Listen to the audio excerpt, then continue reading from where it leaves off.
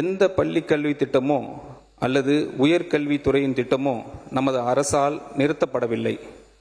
நடைமுறை உள்ள திட்டங்கள் அனைத்தும் தொடர்வதுடன் பெருந்தலைவர் காமராஜர் மாதிரி பள்ளிகள், சூப்பர் கிளீன் சூப்பர் கேம்பஸ் திட்டம், தமிழ்நாடு சுடர் உள்ளிட்ட புதிய முன்முயற்சிகள் அறிவிக்கப்பட்டுள்ளன. மாண்புமிகு பேரவைத் தலைவர் அவர்களே, இடைக்கால நிதிநிலை அறிக்கைக்கு திருத்த நிதிநிலை அறிக்கைக்கும் இடையே ஒதுக்கீடுகளை திருத்துவது தமிழ்நாட்டில் புதிதல்ல. மாறாக இது நடைமுறை முந்தைய அரசும் பின்பற்றியுள்ளது.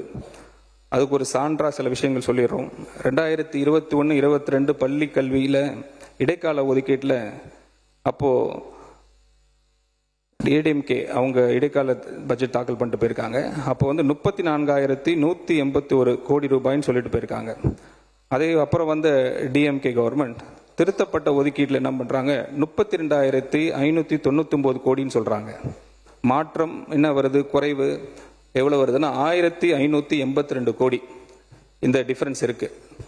அதே மாதிரி உயர்கல்வியில் 2021-22 உயர்கல்வியில் இடைக்கால ஒதுக்கீட்டில் ஏடிஎம்கே கவர்மெண்ட் தாக்கல் பண்ணிட்டு போனது 5,478 கோடி.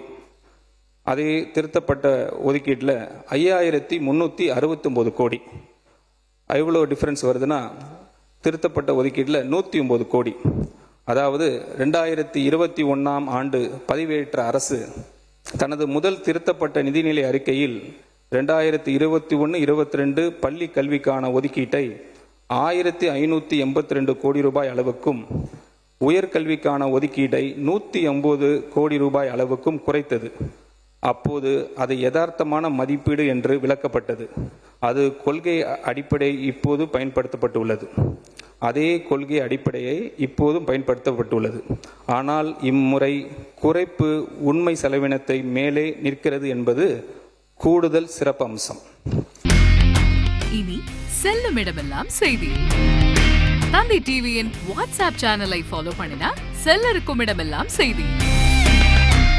இதோ QR கோட் இப்பவே ஸ்கேன் பண்ணுங்க, ஃபாலோ பண்ணுங்க.